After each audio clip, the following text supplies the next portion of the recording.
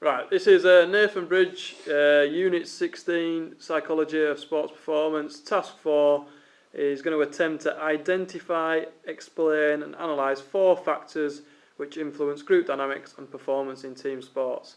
So he's going to talk about Ringelmann effect, Steiner's model of group effectiveness, stages of group development and prescribed versus emergent leaders. Okay, so Nathan, Sky Sports News, Andy Gudgeon here. You're manager of Houston Texans. We're having a shocking season at the moment. A lot of it's about the group not performing very well. Is this to do with the Ringelmann effect then? Well, the Ringelmann effect is a theory that believes that the more people there is in a team, the less effort each individual will put into it. So a good example of this is a rowing team. When a rower is in a one-on-one race, they will put 100% in, or 100% effort in. But if they're like on a 2-on-2 race, they will like approximately 90%. And it keeps on going. So like when you get to like an 8-on-8 race, they'll put in about 60% effort. This has been scientifically proved by using heart rate monitors on these rowers. And this proves that the more people in the team, the less effort individuals will put in. This is because people rely on the key players in the team. And one of the key players in my team, Texans, is the quarterback, obviously. The quarterback's a key player, key position in the NFL.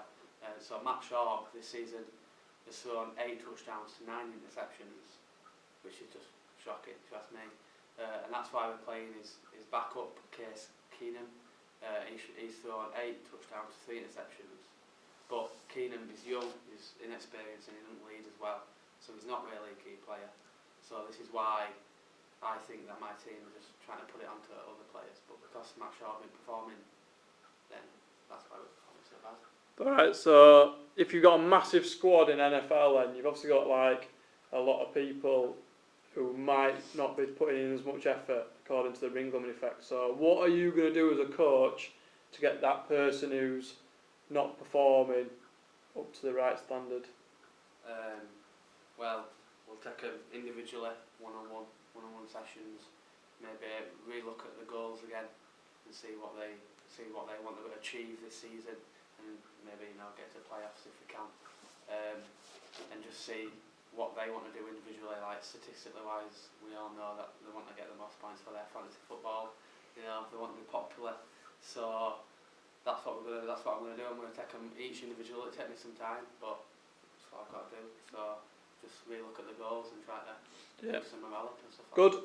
Also, in the written press, there's been a lot of talk about the Steiner's model of group effectiveness.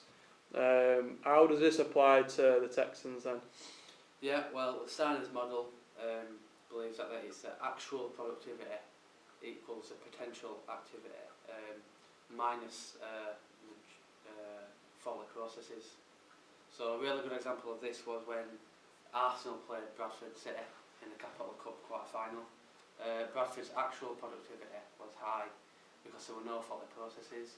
They didn't feel any pressure because they were the underdogs. They had home advantage, so the crowd was behind them. Compared to Arsenal, whose potential was much higher, because obviously they're in the Premiership. But their follow processes brought their actual productivity lower than Bradford's. This was due to maybe cold weather, away, no home field advantage, injuries and pressure to perform. This is the same for my seasons. This is the same for my team this season. We performed very close to our maximum potential last season, getting to the playoffs. So with a regular high season record, we were one of the top teams last season. But this season, the follow processes have brought our actual productivity down. We've had injuries, pressure to perform at a high level because of last season's reputation. People wanted us to, take it even further. So I think that's one of the main reasons why we're playing so bad. So to improve this, I'm going to get my team's the team sports psychologists to help them go through the problems that they have, maybe. But then personally, I'm going to get my team again one-on-one, like the Ringelmann effect, and go through, discuss their goals, and just to train them harder. Right, good. Also, been talking about stages of group development. Can you go into a bit of detail about that and why that affects the team? Yeah, there's 4 stages. This is forming, storming, norming and performing. Forming is usually the first stage, well it's always the first stage, Tuckman's group development model. This part is important because when the members of the team get to know one another and make friends, this is where when they get to know each other and make friends through team building exercises. Members of the team get to see how other members of the team respond to different activities, for example working together as a team, or how individually they respond or react to pressure. We have this stage every year in pre-season because of the draft, so there's always rookies coming through, and every season at the start we go back to forming and go through the stages again.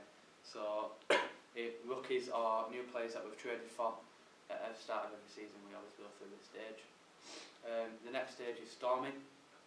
This stage is where team members confront each other's ideas and perspectives. This stage can be over with quickly. Like last season it was over quickly because we got straight to norming and performance stage quick. That's why we did so well. Sometimes don't even get out of this stage, and that's what's happening now. People are still fighting for positions and stuff like that. But this stage is necessary for the team to grow because each member needs to be able to tolerate each other, otherwise the team will just fail. So like I've said, my team is at the storming stage because this is where conflict is developed and the authority of a leader is questioned. This was shown in our loss to the Auckland Raiders a couple of weeks ago. Andre Johnson, wide receiver, and Matt Schaub, who are both key players, fan favourites. They had a massive argument on the sidelines, which was very embarrassing obviously for me as a coach, in front of the home crowd about which player they should have been called. Matt Schaub is obviously the leader of the team because his position is key to every team in the NFL, the quarterback.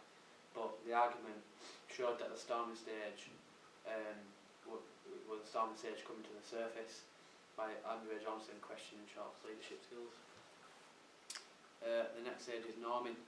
This is where the team manages to have one goal and comes to a mutual plan for the team to